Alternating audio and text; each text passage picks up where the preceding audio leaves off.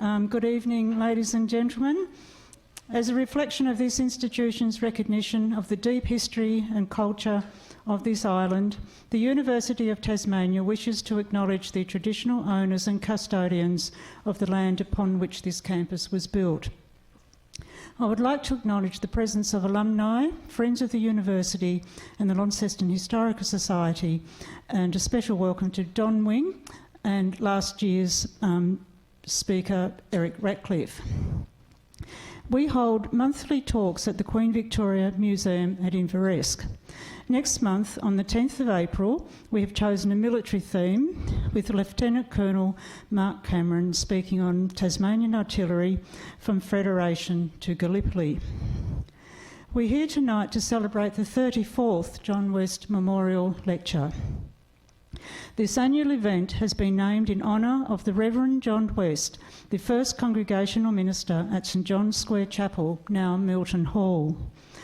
John West was associated from the beginning of the Launceston Examiner, which was first published on the 12th of March 1842, 180 years ago. He wrote powerful editorials, particularly advocating the end of transportation of convicts to Van Diemen's Land and the mainland colonies. In 1854, West became editor of the Sydney Morning Herald, where he remained until his death in December 1873. The Launceston Historical Society was founded in 1988 by Patricia Ratcliffe, who wrote a book on the usefulness of John West and instigated the John West Memorial Lecture. Tonight's speaker, Dr. Alison Alexander, presented the fourth John West lecture here 30 years ago in 1992, along with Michael Rowe and Dan Hewen, speaking on Launceston and its newspaper covering 150 years of reporting. Alison is writing a book about the fight against convict transportation, and tonight will tell us about John West's part in that. But firstly, I wish to introduce Professor Dom Geraghty, who has been with the University of Tasmania since 1991, joining initially as a teacher and researcher. He has held a number of senior positions at the university, including Deputy Chair of Academic Senate, Deputy Dean of Graduate Research, Head of the School of Health Sciences, and Acting Head of the School of Creative Arts in the College of Arts, Law and Education.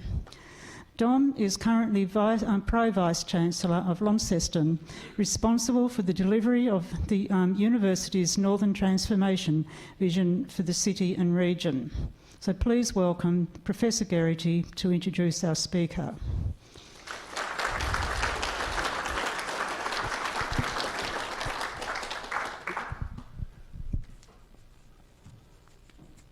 Do the ceremonial white mask.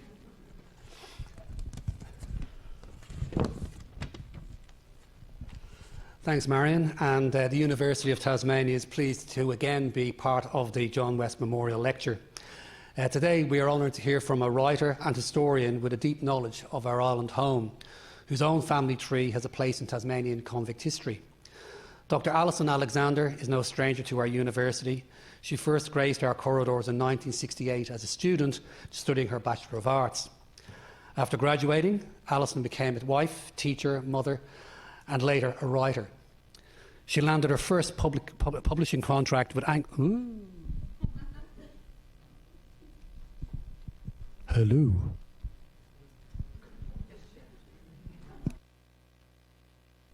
I turned it off and turned it back on again? No? That's Irish IT support, by the way. Have you tried turning it off and turning it back on again? Hello. Waiting. Hello. I can't project, but they want to go. Hello. Here we go. If I projected it, it would have hurt. Angus and Robertson, after sending them to her honours thesis about Australian children's author Mary Grant Bruce. As a result, her first book, Billabong's Author, was published in 1979. Dr. Alexander has made a life of writing ever since. Having penned no fewer than 33 published books, she has earned her living telling the stories of the colourful Tasmanian spirit, writing commissioned histories of its places and biographies of its people. Her latest book, Tasmania versus the British Empire, The Fight Against Convict Transportation, is no exception.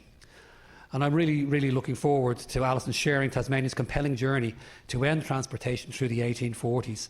So please join me in welcoming renowned historian and author Dr. Alison Alexander for her presentation, John West, the Anti-Transportation Campaign.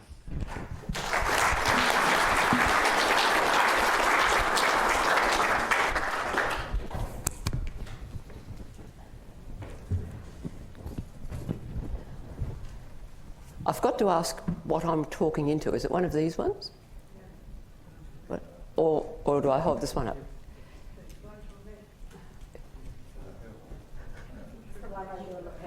Oh, right. So I just talked. Right. Good. So, sorry. Good. Yes. I'll take that one anyway. Oh, thanks.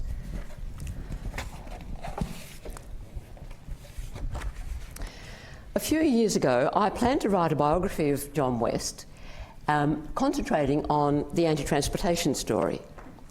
I asked Eric Ratcliffe if that would be all right, since his wife Patricia had written a biography of John West, though it didn't say much about, it didn't concentrate on anti-transportation. And he very kindly agreed and allowed me to look at Patricia's research, which was wonderful because in those COVID days I couldn't travel to England. But I found that it was impossible to write the biography I was thinking of because there is virtually nothing personal about John West.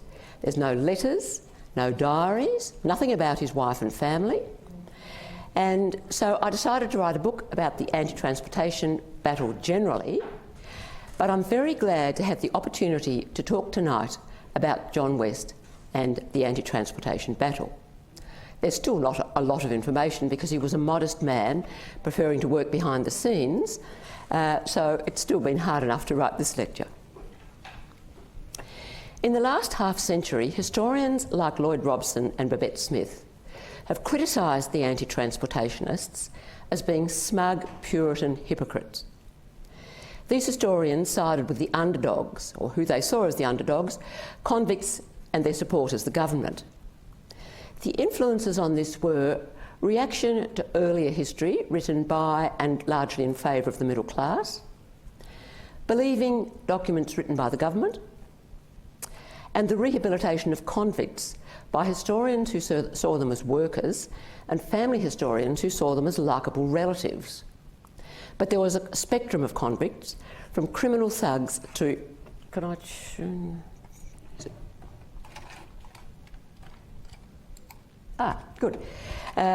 to criminal thugs to petty thieves.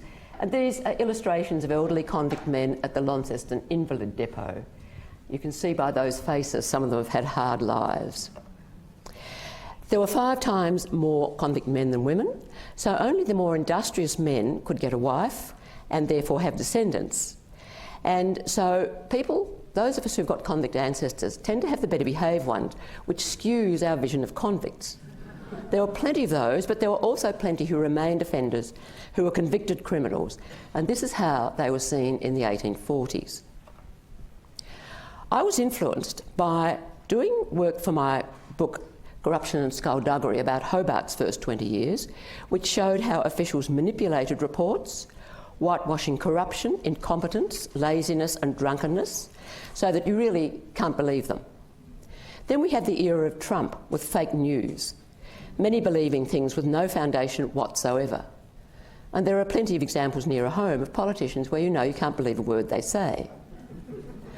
Then I read Shashi Tharoor's Inglorious Empire, What the British Did to India. Ruled in their own interests and stripped the country bare was his answer. And how else did a small, resource-rich, poor island become the wealthiest in the world? Did they treat Tasmania in the same way? Empires aren't maintained by kindness. It needs force to maintain an empire, as all have found out, from Persia to modern-day China. Many claim benevolent rule, and if circumstances are benevolent, okay, they might. But if circumstances are difficult, they show the iron fist. Britain was just the same as the others. Some individuals might have had higher ideals, but politicians kept their eyes firmly on British interests. The Australian colonies were created colonies are created for the advantage of the mother country, and the colonist's role is to obey and provide those advantages. Van Diemen's Land was no exception. It was created as a place to exile unwanted British criminals to deter crime at home. London developed a cheap, easy, convenient method of dealing with them and didn't want to give it up. The British government stuck grimly to transportation through thick and thin. Despite failure, crime actually increased at home. Complaints from colonists, which they ignored as much as possible. A lack of deterrent, they just told the colonists to be harsher. Even the discovery of gold, which was ignored at first. From 1847, many Van Diemen's Land inhabitants fought to end transportation. The struggle was long and hard because Britain cared little about colonists' opinion. It seems a rather hard case that England is not allowed to keep little out of the way useless island of Van Diemen's Land as a general penitentiary, wrote one imperial visitor. Academics like nuanced history, but after doing several years of research on this topic, I agree with Deborah Lipstadt, who wrote about Holocaust history that one side was right and one side was wrong. And I feel that the anti-transportations were justified in fighting for a better society, and the British Empire was not trying to defend the indefensible and send criminals to a civil society. The outcome of this battle was decided in England, but protesters in the colonies had one possible weapon. If they could publicise their case there, it would affect voting, which was all important to politicians. This was difficult from the other side of the world, but colonists could be dangerous, and the British government fought with all its weapons to defeat them. Libel, slander, false news, false reports, a police network, divide and rule, intimidation, violence even. Colonists struggled for years, but won victory in the end, and they were led by John West. Here's John West as a young man before the struggle started to tell on his face. In Australia, John West said very little about his youth in England. This is not surprising in the class-conscious society of the day. In the past, it was thought he was the son of a Methodist minister, which isn't high in the social scale, but it was all right. Modern genealogy showed that he was the son of a London shoemaker, a poor one who couldn't afford an assistant. This is much less socially acceptable. John West grew up in lower-class London, though he has an aspirational family and all his siblings joined the middle class. Nothing is known about his education, but later he said he was grateful to Sunday schools, which were run on the whole by nonconformists, and it's possible that there he came under their influence. The first fact known about John West after his birth in 1808 was that at the age of 17, he married 23-year-old Narcissa Lee, the daughter of a gentleman with money of her own. Why would she marry this penniless boy? It wasn't a shotgun wedding. Did serious John appear older than his years? Was it that he was a kind, genial man? She was a reserved woman. Nobody ever said she was beautiful. Perhaps nobody else asked her. She was 23. We know from Jane Austen's novel. That was on the shelf. Anyway, they had a long and happy marriage. John was baptised into the Church of England, but became a congregational minister. The Congregationalists were a small, nonconformist denomination who believed in independence, in each congregation being independent and in the church being independent from the state. They believed that all people are equal before God, which was disliked as a revolutionary doctrine, and so they weren't very popular. Early in the 19th century, there was a revival among nonconformist churches, and colleges trained young men like John West as ministers, who then went out to bring enlightenment to those areas where they'd never heard of Christianity, in the deep country. Probably John West had a patron who saw him through a college, and when he was 20, only 20, he was sent to his first chapel and ordained. This young, inexperienced man struggled through his first postings at small villages with cold, dark chapels, competition from other churches, inadequate income, growing family of children, eventually 7. As well as that, Narcissa lost her money.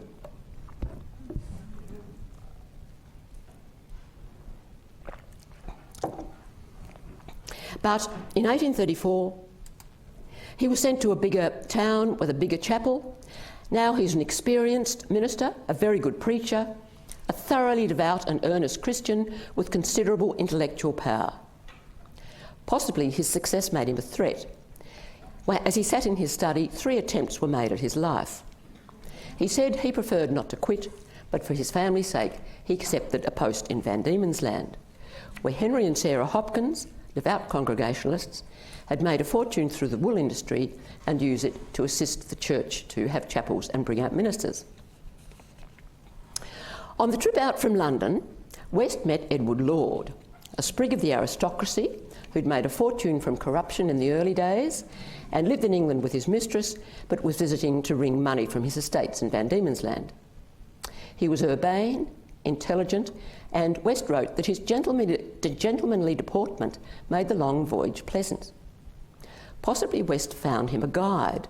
He arrived in Hobart Town a cultured, middle-class minister, far better than the son of a shoemaker in London. And he'd already married up with Narcissa. You can see him working out from Lord the way that was acceptable behaviour among the middle class, even upper class. The night he landed in 1838, he preached to the Temperance Society how drunkenness destroys domestic happiness, and won high praise for his preaching. There was no room for him in Hobart Town. Possibly the less skilled brethren were alarmed by this good preacher, and so he established a second church in Launceston, as Marion was saying. His first sermons made a profound impression, wrote Henry Button, who was a boy in his congregation. Thoughtful hearers saw at once that the preacher was not an ordinary man. With the rare intellectual power, genial and warm-hearted, he quickly secured admirers who developed into attached and lasting friends. He was a powerful orator. I can compare Mr. West's peculiar power of enchantment with nothing but mental mesmerism, wrote an admirer. He seems to touch the right chord in every heart. There were initial problems with the other minister, Charles Price, but these blew over and both became pillars of Launceston society, though the Congregationalists, mostly made of tradesmen and workers, were looked down on by elite Anglicans who ruled and expected to rule and didn't like the lower class trying to influence the events. Nonconformists tended to have 2 branches, the liberal wing and the hellfire preachers. John West was a liberal, fitted in comfortably with Anglican, Presbyterian, Methodist, Congregationalist, Baptist mainstream of classical evangelical teaching. At this time, everyone was seen as Christian except those who obviously weren't, like Jews, and most believed or appreciated Christianity's moral teaching. And so West's oratory, shot through with a Christian message, had a wide appeal. He believed all people were equal before God, people must act according to their conscience, individual and governments are accountable for their actions, moral power, not armed force, should effect change, governments should use reason and justice rather than secrecy and reserve, governments should rule for all society, not just one caste. West was an idiosyncratic preacher, said Henry Button. Almost always he seemed lost in thought, even when walking in the streets, so absent-minded he failed to notice close friends. When preaching, he would often hold the 2 diagonal corners of a handkerchief and stretch it out, now to the right, now to the left, or unconsciously tie it in knots. His kindly face always lit up with a smile, while his musical voice fell soothingly on listeners' ears. He was pragmatic, though, in a way that shocked an earnest young minister. They were discussing this man's prospects, and West said he feared he could not earn enough in a poor denomination. Had he thought of marrying? No. He said, wrote the young man, the best thing I could do would be to look about me for a wife with money. There were some such in the district, and that might perhaps make matters a little more comfortable. To these remarks I did not reply. It was what West had done himself, of course. What was he like as a man? Obituaries can exaggerate, but his close friend William Law wrote, "Who can forget his hearty ring of laughter in seasons of festivity and merriment, his silvery voice? Yet there's a firm manliness in his tone, and when you looked at his animated expression and beaming eye, you thought what a grand soul there burnt, albeit somewhat burdened with cumbersome flesh.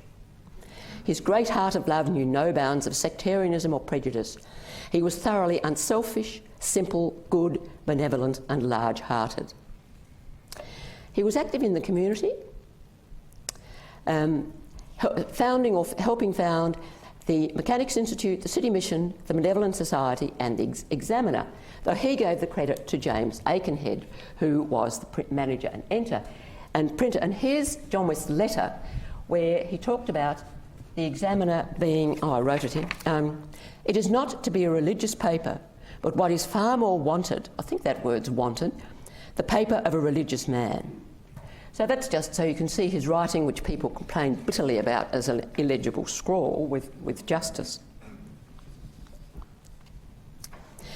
John West wrote the editorials for the Examiner. It was his powerful writing that gave the paper such immediate and far-reaching influence, wrote Henry Button. He also wrote editorials for the Hobart Town Colonial Times, so he had a voice in both centres. His ideals for the press were that it would maintain liberty, not invade private lives, and not use news to get petty revenge by the writer. As a penal colony, wrote West, Van Diemen's Land was degraded in British eyes, and unless the colonists claimed their rights and gained independence, they would continue to be oppressed vassals.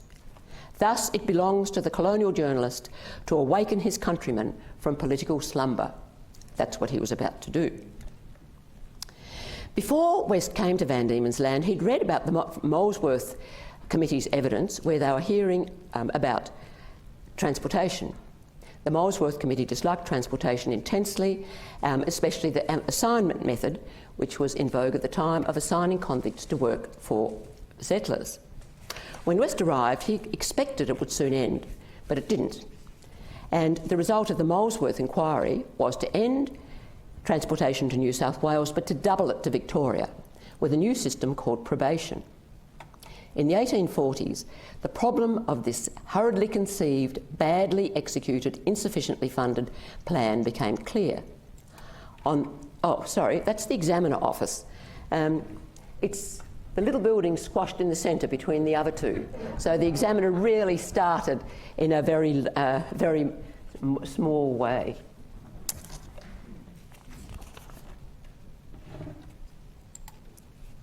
This is a predation station. It looks idyllic. I think this is a bit of government propaganda, but that is the station at Darlington. When they arrived, convicts were put in large gangs and sent to probation stations, where in theory they received moral and religious instruction, were taught skills, and now reformed, were sent out to work for settlers for wages. In fact, the teaching was almost non-existent. There were huge gangs with little supervision, staff ratio of 1 to 70. Bullies ruled, there was corruption, convicts learnt nothing but the government stroke to do no work. There were reports of homosexuality. Many convicts escaped, which led to bushranging and crime. And when they worked for wages, because they hadn't learnt anything, they were often useless. And the free working class, which was made up of ex-convicts and free settlers, tradesmen, etc., especially suffered because the convicts who were working for wages undercut them because they were living in government barracks and didn't need to buy their own food or accommodation. Bishop Nixon arrived in 1843. Everyone is agreed the present probation system will be the entire ruin of the colony, his wife wrote. Alas, wherever we go, this is the all-embracing subject of conversation, and the most sober-minded and most hopeful colonists alike are despondent. In Launceston, John West was dismayed. The free working class, among whom he'd grown up, and made his congregation, and they were suffering, with many forced to go to Melbourne because they couldn't find work, with convict probationers undercutting them. In March 1844, West wrote in the Examiner that the only solution to the difficulties of probation was to cease transportation forever. It was the first serious call to end it, though West knew he had few followers at the time because most people were only calling for changes to the probation system. By November that year, more details had come out about the horrors of probation, and opinion was swinging round towards West. The opinion is general that the Home Government will not modify the present system of penal discipline to suit our wishes, he wrote in the Examiner. The only response was really to stop stop transportation.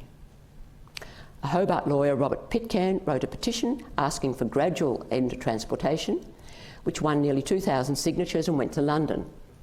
Politicians dismissed it as exaggerated, of course, but when it was published, the Times took up the cause. Violence and robbery stalked through the land. Van Diemen's Land has been converted into a vast jail, a stream of crime with overwhelming ruin. Surely England will not allow its offshoot to be ruined irretrievably. And complaints came from individual colonists, and the two bishops went to London and testified before the House of Lords about the evils of probation, especially homosexuality. The British government was determined to continue, but it realised it had to do something and sent out a new governor, William Denison. Oh, sorry, how do I go back? There we are. In all the imposing regalia that the Empire used to overawe people, as you can see, and with instructions to remove the worst abuses, employ more staff, discourage homosexuality, and transportation of males was to stop for 2 years so that there would be fewer of them and the ratio of men to women would be improved. John West himself said if that had happened earlier, complaints would have died down. But by 1847, the majority of colonists opposed transportation in any form, as Denison himself agreed. The anti-transportation movement was especially strong in Launceston. This was because the two main leaders were there, West and Richard Dry. The economic depression of the period was worse in Launceston, which relied more on wool and wheat, which had very low prices, while the south was buffeted by being the capital, having government projects and a lot of government employees.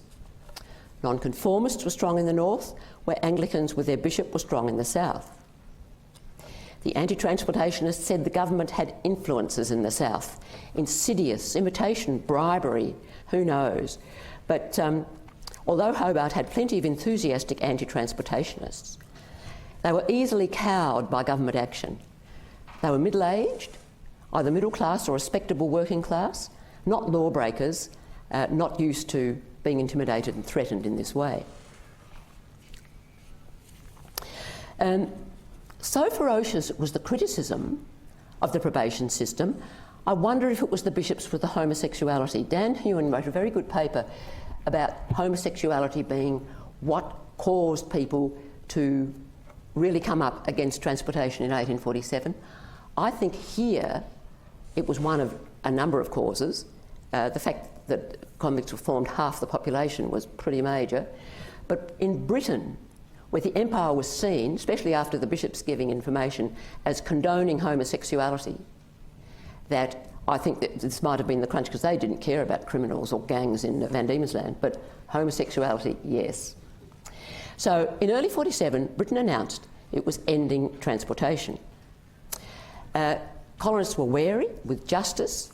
It was all very well to say it, but prisons in Britain filled, and in 1848 it was resumed again. Colonists, there was widespread horror and indignation to no avail. West kept writing his editorials and pamphlets, but played no other public role that I could find. For example, in 1847, this is just an example of working class activity, the free working class in Launceston had a meeting, and West had the entirely non-political role of thanking the chairman. There are hints, he said, that he and others pondered many schemes by which to relieve Tasmania from the misery and degradation with which convictism heaped upon her, but there aren't any minutes of these meetings, so you can't really tell what happened. By the end of 1848, still more convicts were arriving, and fury was at fever pitch. There was a meeting in Launceston to discuss ending transportation. Could they use force? Could they give a free passage back to London to the worst convicts? Could they publicise in England enormities known to exist, homosexuality? Could they not employ convicts? If convicts weren't employed, the government would have them all on its hands and the whole system would collapse, whereas it was logical for anti-transportationists not to employ convicts. West said nothing at the meeting, but in his editorial disapproved of the first three suggestions. Nothing could justify violence or unethical resistance. He preferred not employing convicts, and in January 49, The Anti-Transportation League was started with members pledging not to employ convicts. The free working class had a league not to employ any convicts. The others were only not employing recently arrived convicts. This was a great tool for William Denison, because though it was all right for people in Launceston not to employ convicts,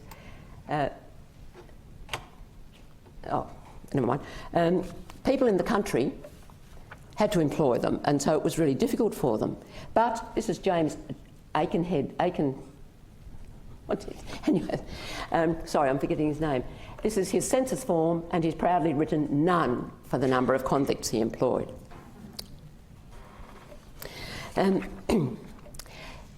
However, not enough people signed it to worry the government for the number of convicts they didn't employ, and the anti-transportationists were despondent. They had almost total support in the community, but what could they do?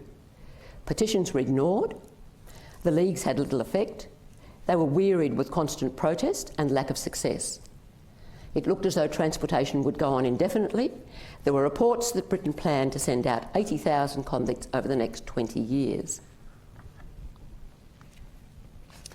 Those who opposed the anti-transportationists, which were mainly the government and government employees and gutter press like the Cornwall Chronicle, which hated respectability, realised the danger and attacked. In 1850, the Cornwall Chronicle denounced John West for saying that probation brought a vast stream of pollution and crime and contamination to the colony. These are harsh words which can turn people against him, and the sort of thing West was actually careful not to say.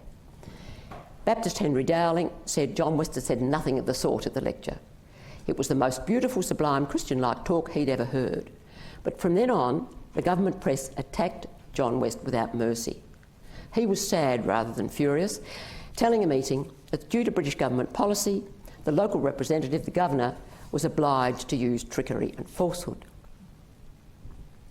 However, things just got worse for the anti-transportationists, and by mid-1850, John West wrote, hope was gone and there was bitter anguish at the desolation.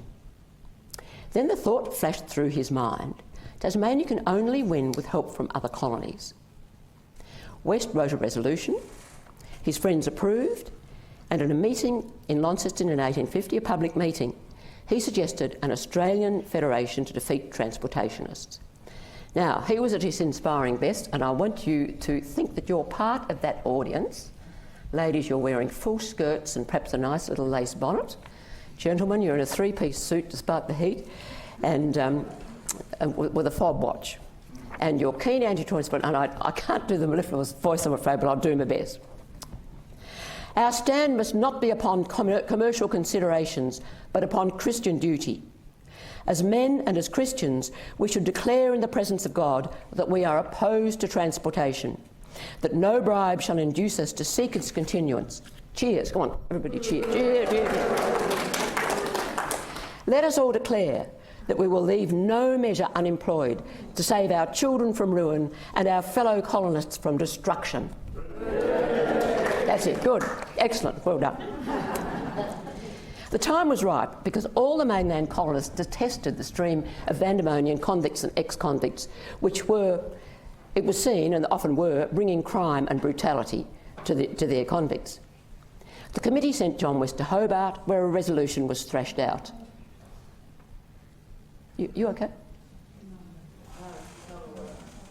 She's feeling faint. I don't mind at all if you go out.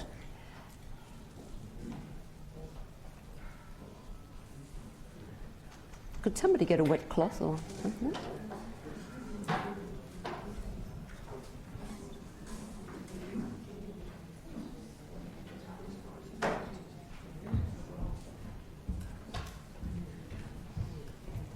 Oh yes, good. Yeah.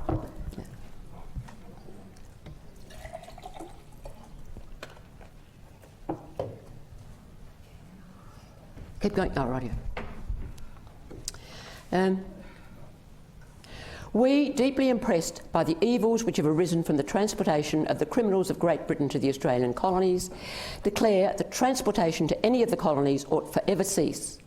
and we do hereby pledge ourselves to use all lawful means to produce its abolition. Good. A committee wrote to all Australians that they thought would send support. The response was encouraging. "The hell of the South is beseeching our help," wrote the Adelaide Times. She is clanking her chains, saying with imploring hands, "Am I not a man and a brother?" This was the motto of the anti-slavery movement, and it linked anti-transportation with that noble cause. Melbourne and Sydney set up committees to fight transportation, and Sydney had a huge public meeting and started a petition which they hoped would be signed by every Australian. The Launceston Committee decided to have a conference in Melbourne to form a league, but there were problems. There was little enthusiasm from Hobart. Adelaide and New Zealand said it was too far. Sydney said it had no feelings of caprice, oh no, but the league would do no good and it was expensive to send delegates to Melbourne, so it should be in Sydney. The league would fail without New South Wales, the biggest colony, and the Launceston Committee was anxious. Should they move to Sydney? Should they go ahead? Should they wait? They decided to go ahead, but it was risky because the whole idea could fiddle out. Delegates were chosen. William Weston, a jovial man of the world who was a grazier at Longford, an ideal foil for John West's serious, inspiring idealism. John West looking a little bit more harrowed than the earlier illustration. John West came into his own with the Australasian League. His obituary said, "The occasion discovered qualities not until then apparent: prudence, tact and moral courage." He had a reputation in Launceston as a fine pastor, a good writer, who worked tirelessly for the public good, but he'd kept in the background so far, partly out of modesty and partly because of the view that the clergy shouldn't take part in politics. Other ministers were kept in check by their hierarchy and because the government provided a lot of funding to churches, but the Congregationalists had neither of this. West could do as he pleased if his congregation approved, and they held him in unabated affection and esteem. Now, with the Australasian League, he threw caution to the winds. He felt he was justified. Many ministers should take part in noble fights against evils like slavery. And we're coming up to cheering. He explained he did not mind the opposition of the government. His church objected to state pay, had never received a farthing from the government and never would, and he didn't care one straw what the government thought or said about him. John West was a very good leader, and he seems to me one of those people who's so good, so nice, so almost innocent, believing the best of other people, that nobody can bear to disappoint him by not behaving in that best way. He was an outstanding orator with a beautiful mellifluous voice. His gentleness, frankness, sincerity and genial disposition secured for him universal esteem, even from those to whom he was politically opposed, wrote somebody, well, not Denison, I don't think, but the rest of them. He urged unity, was very good at bringing people together, and gained the cooperation of people from different views.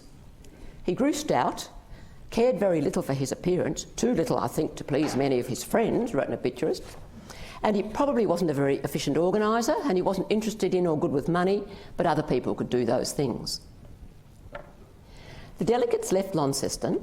Now, this is rather hard to see, but they're going on ship on the left-hand side, and there's a vast crowd cheering them.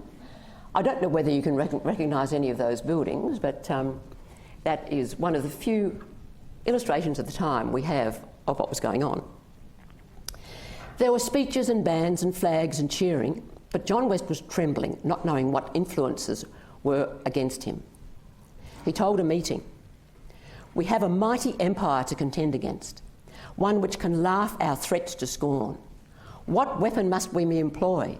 What but the weapon of truth?" It must have seemed a pretty fragile weapon. Richard Dry, for one, thought that the cause was utterly hopeless. In Melbourne, the two men worked with a local committee.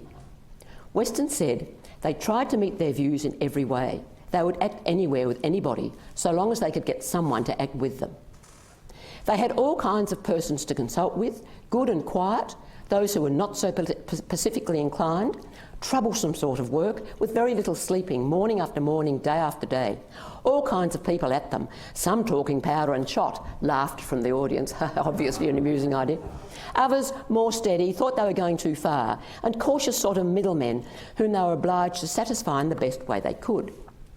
Things at first had to be softened down, and by the agency of my friend, West, they were a good deal modified. West contrived to schedule and maintain certain terms which gained the approval of all.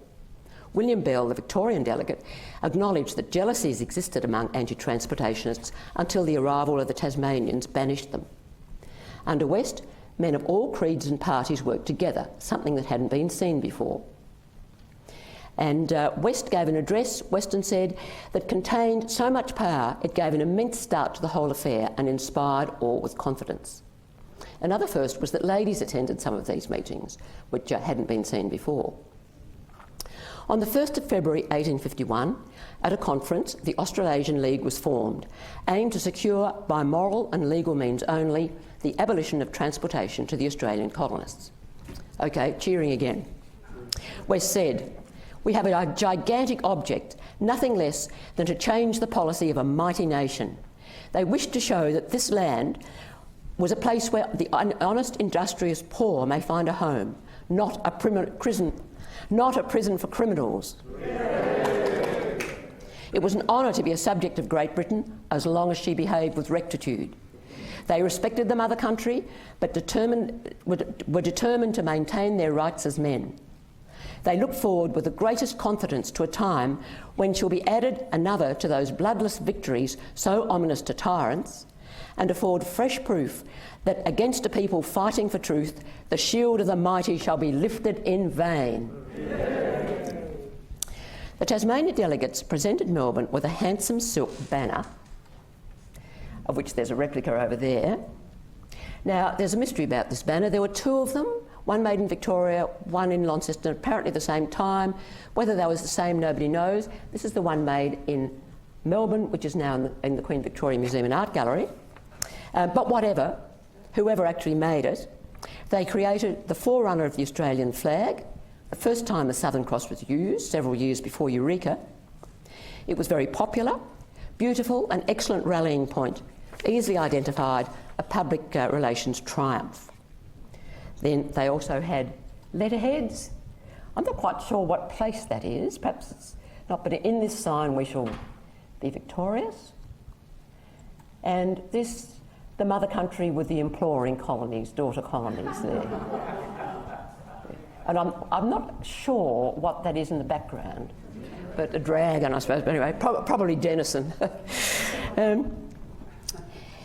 The organisation was based on the Anti-Corn Law League, which had been so successful recently in Britain, and to avoid intercolonial rivalry, branches were almost autonomous.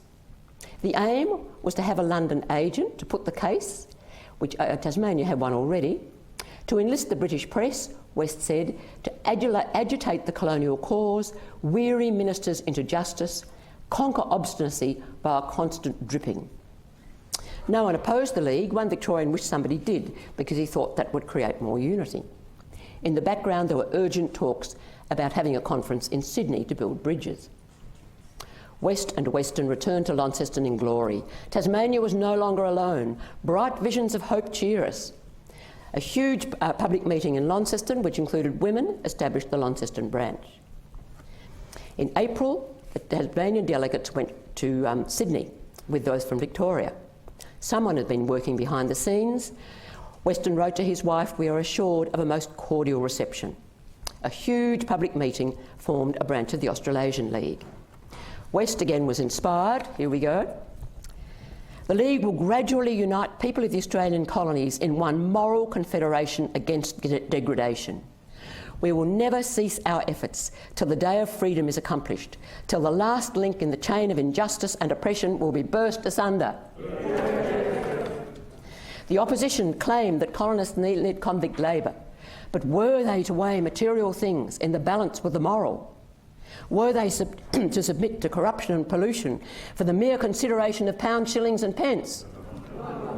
They were subject to the British Crown, wished to be subject to no other sway, but limits beyond which the right of the sovereign could not pass, a line where the duty of the subject stopped, the principle of eternal justice, which no human law could be allowed to outrage.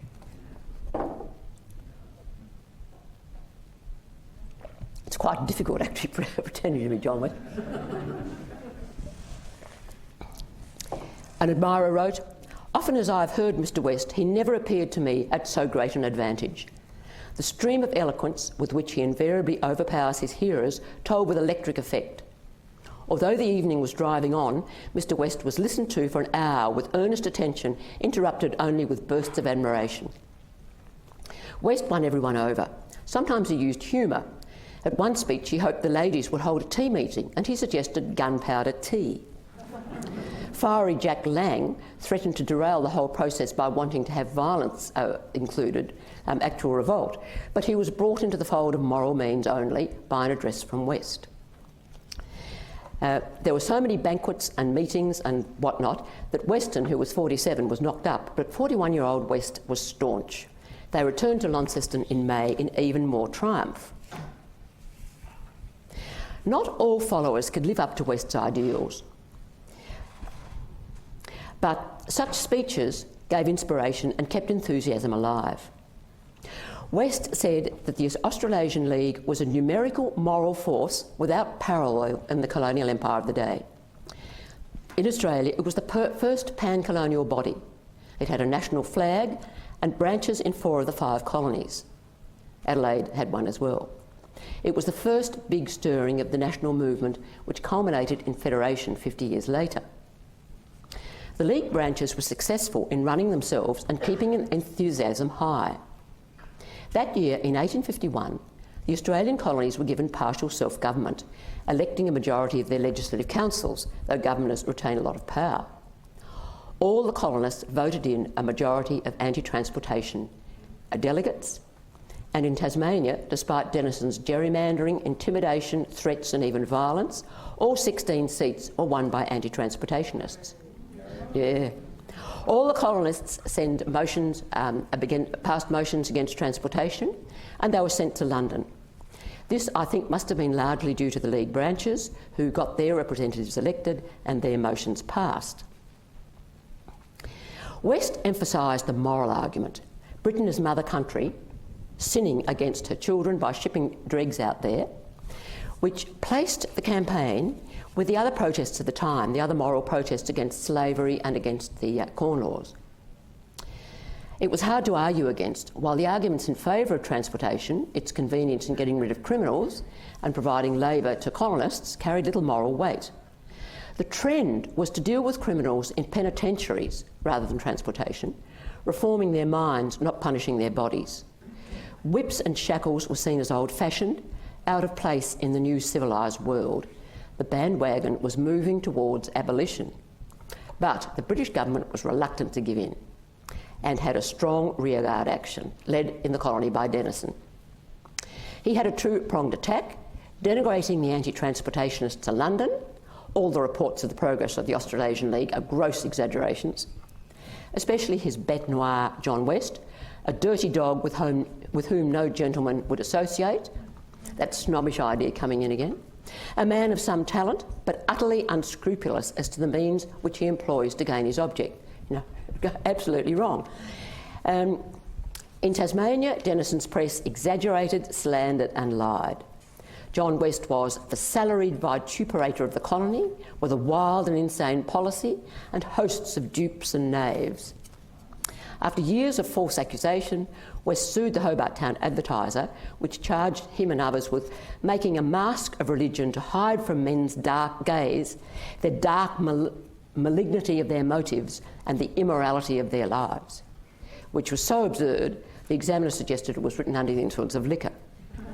West wanted to show that the Advertiser couldn't attack character with impunity, won out of court, and gave the money towards a library to a school. In May 1851, a total change came possibly. Gold was discovered in New South Wales and later Victoria. The despised colonies became a golden mecca. It was expected that Britain would stop transporting criminals so near the goldfields, which many honest men were trying to reach in vain. But no, they still couldn't think of an alternative to transportation, and at the same time, all the free men and a lot of the convicts who could left Tasmania for the goldfields, so labour was in very short supply, and Denison's argument that the colony needed convict labour became even more potent. So initially, the discovery of gold did nothing for the anti-transportation movement. Denison tightened his grip, and in 1852 the anti-transportationalists told an intercolonial meeting there was little more they could do. The feeling against transportation was unanimous among respectable people, but the continued exodus to the goldfield of labourers crippled their cause. A web of soldiers, police and government employees spread like a closed network over the whole community, maintaining a phalanx of convictism which the public could not overturn. As well, the free working class, whom West described as the heart and strength in such public movements, mostly left to get jobs in Melbourne or go to the goldfields. But the anti-transporters kept up the battle, protesting to London when ships arrived, as in this case, and many still refused to employ convicts, even despite the difficulties. The anti-transportation's main weapons were West with his stirring editorials and their majority in the legislative councils. This majority was at almost open war with Denison and passed a motion against transportation in September 52, which two top public servants said they could not in principle support, so they didn't support Denison. Top public servants not supporting Denison was appalling. He was incandescent with rage. They destroyed their own careers, so no, it was there they were acting on principle. And then the Legislative Council passed a motion of no confidence in Denison. However, Denison was using a divide and rule, enrolling convicts to support the government. In November 52, there was fresh strife when in Hobart a convict mob, recruited and led by James Gray, a convict clerk who was in Denison's confidence, stormed an anti-transportationist meeting, armed with bludgeons and lead tied up in handkerchiefs, yells, shouts, oaths, horrifying respectable anti-transportationists who again, were cowed by this demonstration of, oaths they'd never heard before, rough behaviour. At the end of 52, Denison looked triumphant and the anti-transportationalists powerless. But in Britain there was a change of government. The Whigs, who were wedded to transportation, were out and the Tories were in. They didn't believe so strongly in transportation. They noticed the cumulative effect of the anti-transportationalists' long campaign in Britain of constant dripping, wearing away the stone. They took notice of all those protests coming from the colony and the lack of confidence motion in Denison, the top public service. And 18 months after gold was discovered, they thought that perhaps it wasn't such a good idea to transport criminals so near the goldfields. In February 53, nearly 9 years after John West first called to end transportation, it was ended. And here is Launceston celebrating. The reasons that the government gave were to comply with colonists' strong repugnance and that it was a solecism to send criminals to the goldfields. But, we can't always believe things governments say. What were their real reasons? Cynics said it was all to do with gold, but there was that 18-month gap. If they'd been so worried about gold, they would have stopped it earlier, surely. In 1856, a House of Commons Select Committee thought that opposition in the colonies had caused the British government to stop transportation. It was probably a mixture of motives, but the anti-transportation campaign must have been a major factor in establishing widespread opposition to transportation in Australia and Britain, and encouraging the British government to end it. How did the anti-transportationists continue their struggle for almost a decade, despite disappointment after disappointment, and all the might of the government against them? There were forces within them which could have caused division: North versus South, Anglican versus nonconformist, differences among different nonconformists, convict versus free, and personal, also what to do next. Anyone who's been in such a campaign knows that ideas differ, passions run high, personalities erupt, disunity is ever present as a danger. But no hint of problems ever came out with the anti-transportationists. Even Denison's press couldn't discover any. What held them together? My answer is the leadership of John West, with his optimism, his belief in people's essential goodness, and his belief that no divisions could exist, which helped keep these disparate elements together. West had the ability to appeal to all classes. The free working class among whom he'd grown up, he could speak to them without patronising. You can hear sometimes with Richard Dry there is a patronising tone, but West no. And the gentry he could pass among as an equal. He also wanted to include women, and this inclusive attitude was important. Critical also was the moral crusade aspect, especially important to the many religious Anglicans and nonconformists in the anti-transportationists. Like similar crusades to end slavery, anti-transportation was a sacred cause, trying to rid the country of moral contagion and achieve liberty. Like modern environmentalists, the anti-transportationists were never going to give up. Even for those less religious, a convict-free Tasmania was an ideal they could fight for to the end. Sometimes West was criticised that he should ignore slander, not try to defend himself. He wasn't fiery enough. When he explained that Denison's dispatches led the Secretary of State astray, so it wasn't actually the Secretary's fault, critics said he should have gone on to criticise Denison.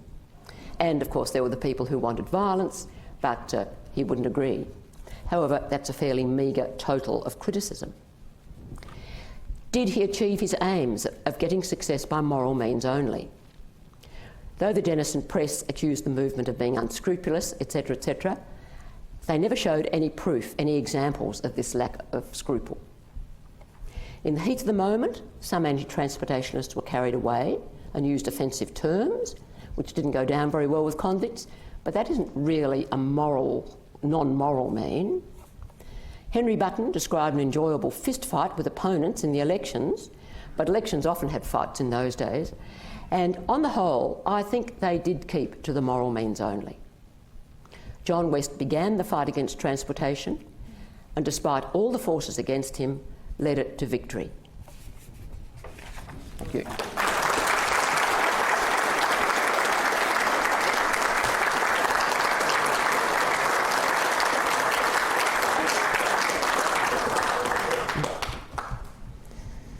Do we have... Oh. Happy to take questions. Yes, happy. Yeah, Especially if you can pick faults in it. Yes, Kenneth?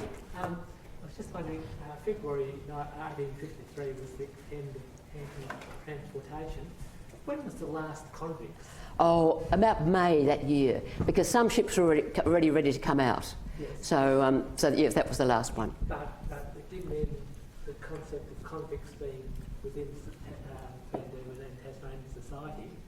Now, I wrote a whole book about that, Kenneth, called Tasmania's Convicts, the effect on Tasmania of convict transportation. Yes. In fact, it did end because they were determined to end it. You know, changing their name to Tasmania, pretending there had been any convicts, pretending they'd all died out, that sort of thing. It's amazing that, in fact, it's had, I argue, not much effect on Tasmania because of people's determination to ignore it. Any other questions? Back there.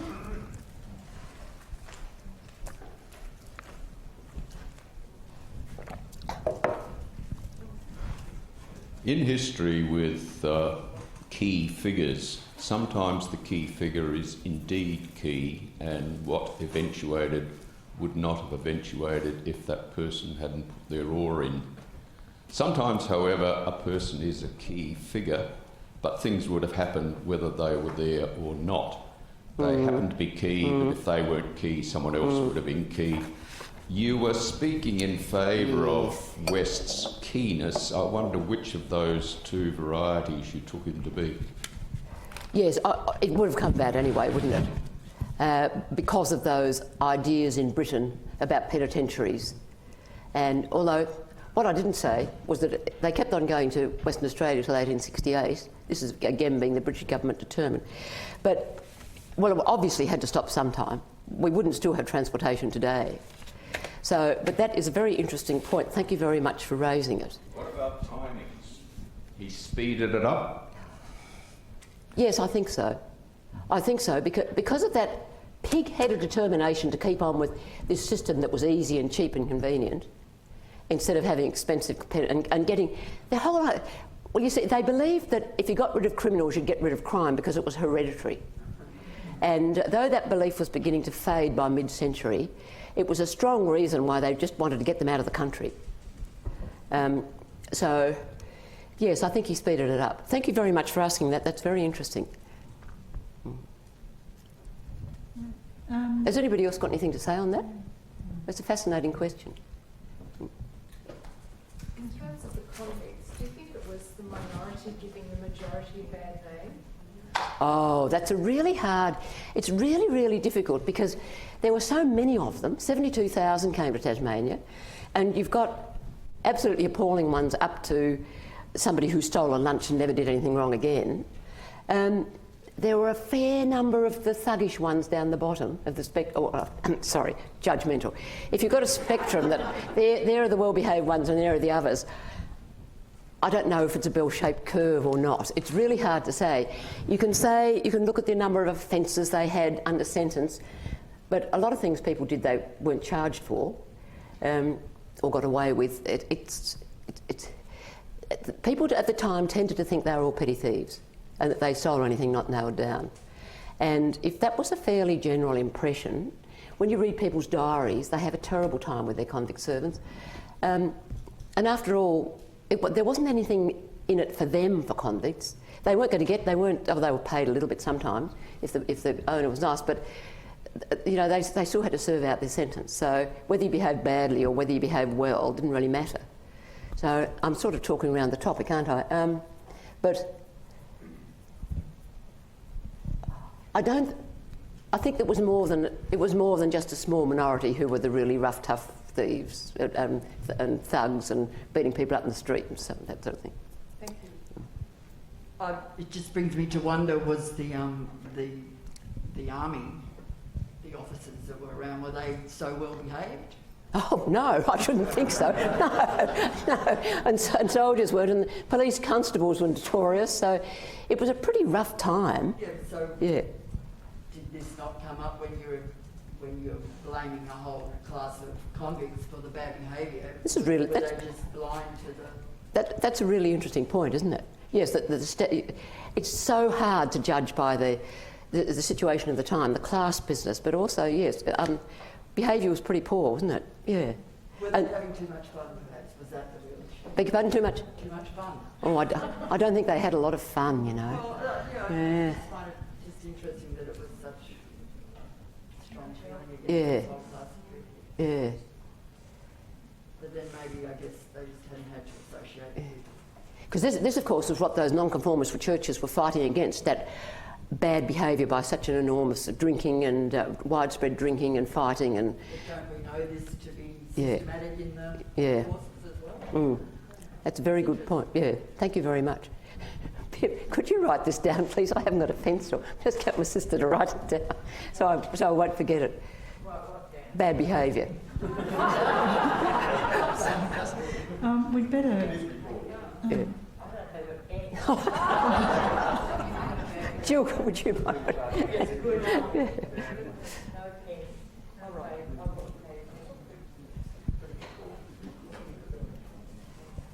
If you just, when you're asking your questions, if you could just speak up, it's just a little bit muffled through our masks.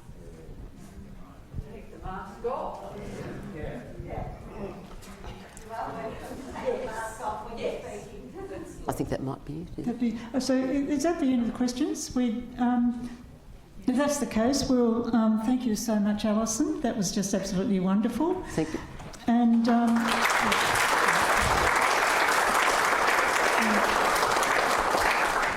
and now I call on Prue McCausland, a committee member of the Launceston Historical Society, to offer a vote of thanks to Dr. Alexander.